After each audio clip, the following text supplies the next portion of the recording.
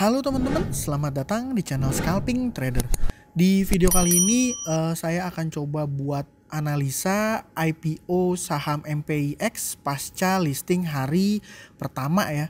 Jadi saya akan coba buat analisa berdasarkan analisa data transaksi dan juga berdasarkan data prospektus ya, data prospektus. Nah, sebelumnya saya mau disclaimer juga kalau nama emiten dan nama broker itu merujuk pada pergerakan investor ya, merujuk pada pergerakan investor di belakangnya gitu. Jadi nama MPIX di sini lebih kepada pergerakan harga sahamnya ya, jadi bukan nama perusahaannya, dan juga broker juga bukan broker secara institusi ya, tapi lebih kepada pergerakan investor di balik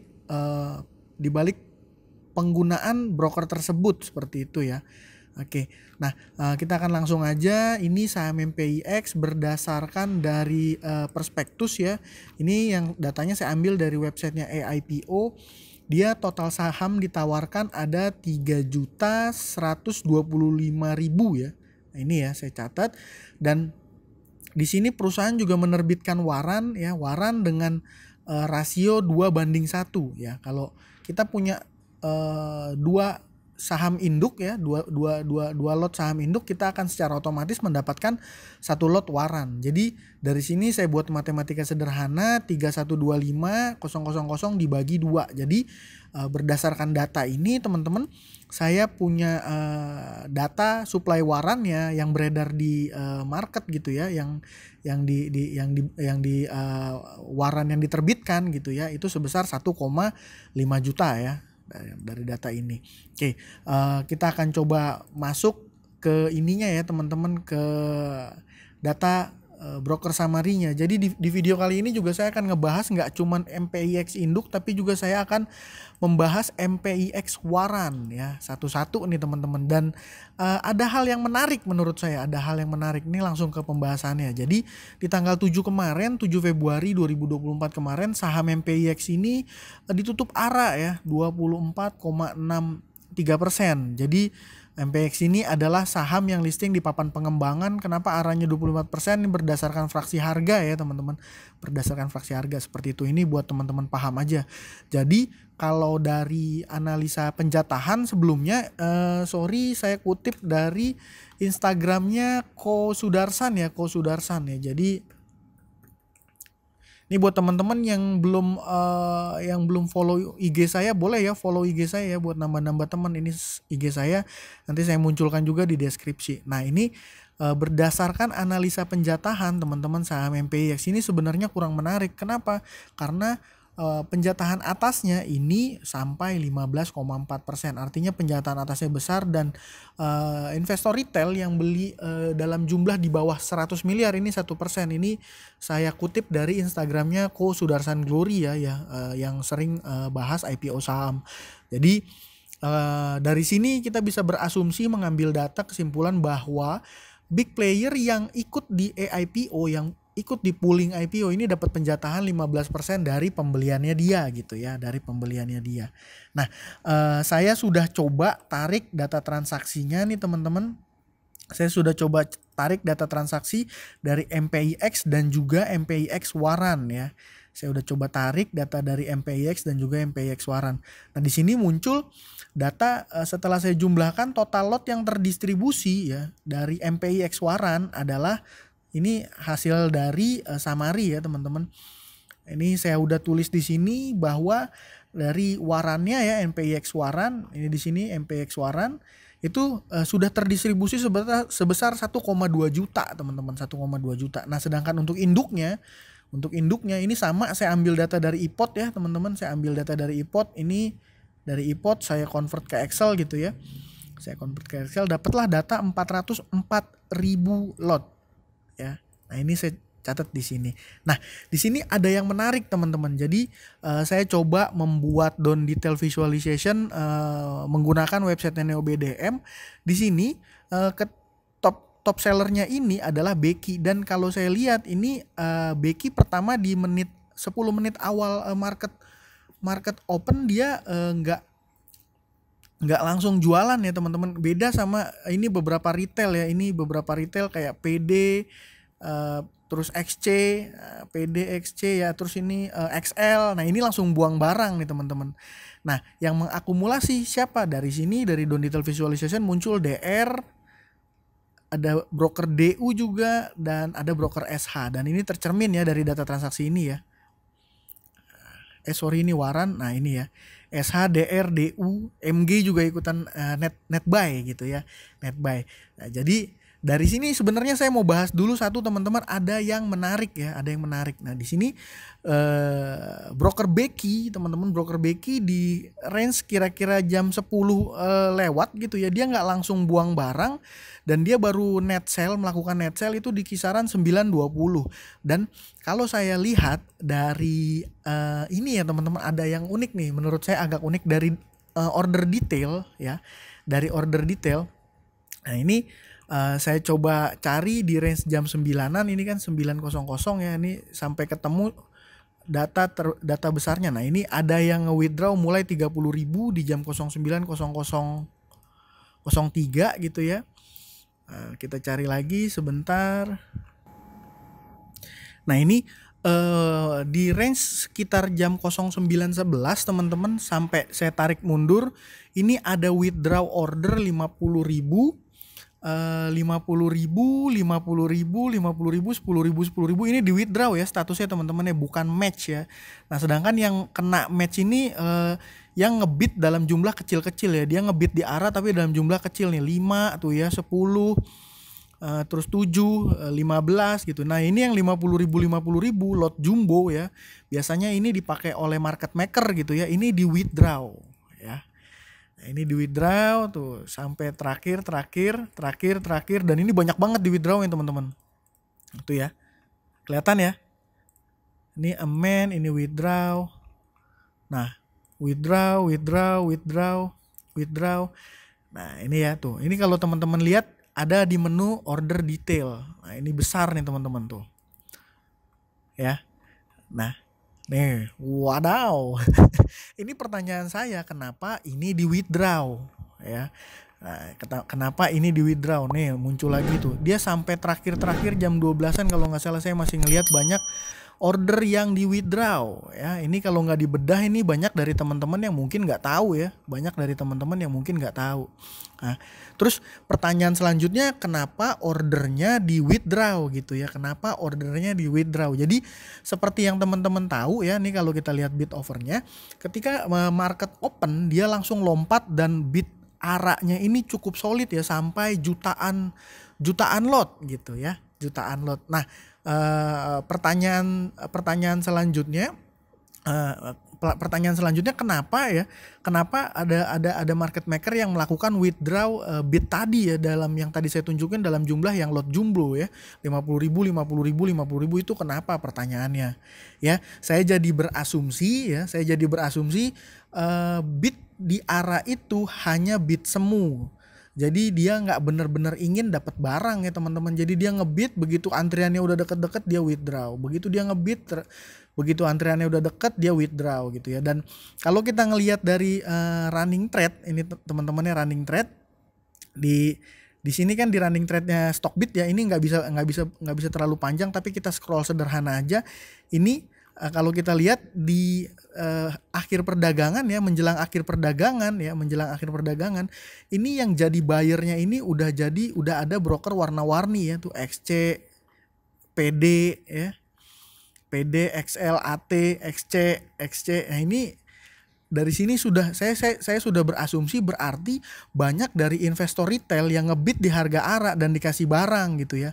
Jadi market maker yang melakukan bid di market opening awal itu bidnya di withdraw teman-teman. Jadi seperti itu. Nah, di sini kenapa pertanyaannya, kenapa dia melakukan withdraw order lot jumbo tadi, ini pertanyaannya ya. Yang jelas kalau saya berasumsi ini adalah bid palsu, dicabut supaya apa? Supaya nggak dapat barang, supaya nggak keguyur gitu ya. Siapa yang melakukan? Nah, yang melakukan siapa? Ini saya berasumsi lagi teman-teman. Di transaksi tanggal 7 ini top sellernya adalah Becky dengan valuasi total 4,9 miliar. Nah, kalau saya tarik gross ya, nah gross itu Becky juga ada melakukan pembelian 4,5 miliar gitu. Jadi kalau ngelihat data ini gross sama netnya ya SH di netbuy ya. Jadi bukan dia, ini saya berasumsi ini Becky nih teman-teman yang melakukan fake bid ya, bisa dibilang fake bid lah ya. Ini investor dibalik Becky ya, maksud saya yang menggunakan sekuritas Becky. Nah, bagaimana nih untuk pergerakan harga sahamnya sendiri? Nah kan, jadi ini tadi pembahasan yang pertama yang udah saya jelaskan, ada beberapa transaksi lot jumbo di withdraw, di WD ya. Ini kan kita jadi bertanya-tanya, ini kenapa? Ya. Seperti teman-teman paham ya, yang saya mau teman-teman mengerti bahwa di market itu nggak ada bagi-bagi uang teman-teman, nggak ada bagi-bagi uang. Kalau seandainya dia berniat menaikkan harganya, dia nggak mungkin kasih retail masuk. Itu asumsi sederhananya. Kalau dia kasih retail masuk ya mungkin memang retailnya ngikut dan dalam jumlah yang nggak terlalu gede gitu ya. Kalau di sini di kasus MPIX ini karena bidnya di withdraw, ini asumsi saya memang ya ada market maker atau ada big player yang nggak mau dapat barang di harga ARA ya. Kalau saya berasumsi besok di hari Senin apakah dia bisa ARA lagi, ya bisa aja teman-teman, itu dua hal yang berbeda ya. Jadi saya sedang menganalisa transaksinya gitu ya. Jadi pertanyaannya, kalau dia ada transaksi lot jumbo di withdraw itu gimana korelasinya dengan pergerakan harga sahamnya? Kalau saya berasumsi ya itu artinya ada big player yang nggak mau dapat barang. Dia kalau dia nggak mau dapat barang ya kayaknya mungkin dia akan udah mulai cicil jualan gitu ya. Asumsinya seperti itu. Nah, yang nomor 2 nih, pembahasan nomor 2, apakah MPIX masih menarik gitu ya? Apakah MPIX ini masih menarik? Dan saya berasumsi lagi berdasarkan data transaksi ini masih sangat menarik. Loh, kenapa masih sangat menarik? Karena per tanggal 7 hari pertama dia listing, lot yang terdistribusi, jumlah saham yang terdistribusi ada 404.000 lot. Dari saham total saham yang ditawarkan ada 3,1 juta. Jadi ini supply yang keluar ke market, ke yang terdistribusi ini belum banyak teman-teman, dan mostly ini buyer yang nampung adalah broker-broker yang menurut saya ini jarang ya dipakai retail ya. Ada SH, DR, DU, dan dia ini underwriternya adalah DR juga HD, dan di sini dari data transaksi tanggal 7 ini DR-nya ini akumulasi ya teman-teman. DR-nya ini akumulasi. Jadi ya saya berasumsi ini masih akan menarik ya. Nah, jadi salah satu underwriternya ya DR ini melakukan akumulasi. Nah kalau kayak gini gimana? Kalau kayak gini asumsinya ya berarti underwriter masih jaga harga, dan kalau dia mau jualan pasti di harga atas. Nah jadi jawaban dari pertanyaan nomor 2, apakah MPIX masih menarik? Saya mau katakan ini masih menarik. Nah ya di sini teman-teman juga mesti paham, kalau saya bilang di sini masih menarik bukan berarti teman-teman bisa sembarangan HK terus beranggapan wah ini sahamnya pasti naik. Enggak ya, itu semua tergantung pergerakan mekanisme pasar di tanggal besok Senin ya, di tanggal 12 Februari. Dan saya pribadi akan coba lihat-lihat saham MPIX ini, dan menurut saya kalau berdasarkan data supply demand ini barang yang terjual ini masih banyak gitu. Nah seperti itu. Nah yang ketiga nih, pembahasan yang ketiga, apakah MPIX waran masih menarik? Dan saya dengan tegas mengatakan tidak menarik ya. Nah, ini kenapa nih teman-teman tidak menarik? Karena berdasarkan data perhitungan kita yang kita bahas di awal, supply warannya itu ada 1,5 juta lot ya.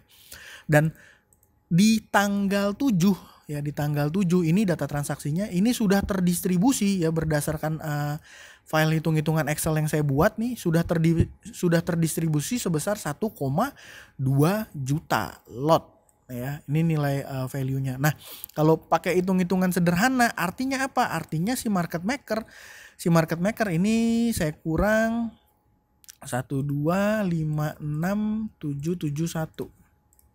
Nah, artinya apa? Artinya dari total supply waran yang sudah diterbitkan emiten di market, itu yang tersisa atau yang masih hold dan belum terjual itu ada 305.000 lot. Nah, Dari 305.000 lot ini apakah masih menarik Waran? Kalau menurut saya karena berdasarkan data ini saya bisa katakan ini 80% ya, 8 lebih malah 9 80 8 ya anggaplah 80-90% sudah terdistribusi. Dan apakah warannya ini masih menarik? Kalau bagi saya sudah jelas tidak menarik dan resikonya sudah terlalu tinggi. Kenapa? Karena seperti kita lihat di sini XL, GR, KK, PD, YP ini udah masuk dalam jumlah yang lumayan value yang lumayan besar ya teman-teman. Dan kalau misalnya si empunya 300.000 lot ini mau kerek harganya, ya pasti XL, GR, KK, PD ini akan guyur gitu ya. Jadi mungkin dulu banyak dari teman-teman yang menganalisa saya pribadi pun banyak yang menganalisa kalau seandainya induknya dikerek naik itu biasanya warannya akan ikut direspon dan ikut naik gitu ya. Bahkan di bukunya Mas Bekti Sutikna pun dibahas, di videonya dia pun dibahas bahwa biasanya kalau induknya dikerek itu akan ada korelasi terhadap warannya gitu ya. Tapi kalau bagi saya berdasarkan data ini sudah kurang begitu menarik. Mungkin akan ada tarikan-tarikan sedikit, tapi itu sifatnya hanya tarikan-tarikan semu yang akan beresiko untuk diguyur gitu. Jadi buat teman-teman yang mungkin kemarin betting di MPIX Waran dan masih hold barangnya, ya saya harap teman-teman udah bisa mengambil sikap ya bagaimana untuk rencana tradingnya atau trading plannya di hari Senin besok seperti itu. Ya, jadi saya udah panjang banget nih ngomong soal MPIX ya. Menurut saya seperti itu. MPIX-nya masih menarik, menurut saya masih menarik, masih akan ada potensi dia lompat-lompatan walaupun ada big player yang nge-withdraw bid di harga ARA ya. Itu mungkin dia mau jualan, dan teman-teman paham harus ingat bahwa yang ikut pooling di atas 100 juta ini dapat penjatahan 15%. Jadi punya barang banyak juga gitu ya. Ya, tapi di sini berita baiknya adalah broker DR ini salah satu underwriternya melakukan buyback, melakukan pembelian, dan dia ngejaga harganya gitu ya. Dan dia ngejaga harganya ya. Mungkin itu aja nih teman-teman. Paling nanti ke depannya kita mesti lihat lagi dulu ya bagaimana perkembangan marketnya untuk MPIX ini. Ya menurut saya seperti itu. Ya mungkin kalau dari apa yang saya sampaikan ini ada yang kurang tepat, ada yang keliru, atau mau ada yang melakukan revisi, boleh ya sharing di kolom komentar. Karena saya juga masih belajar, dan apa yang saya pelajari saya coba sharing di YouTube ya. Mudah-mudahan direspon sama teman-teman kalau misalnya saya ada salah, jadi saya bisa melakukan perbaikan untuk analisa ke depannya. Ya, mungkin itu aja, sekian dari saya kali ini. Terima kasih buat teman-teman yang sudah menonton. Salam cuan. Thank you.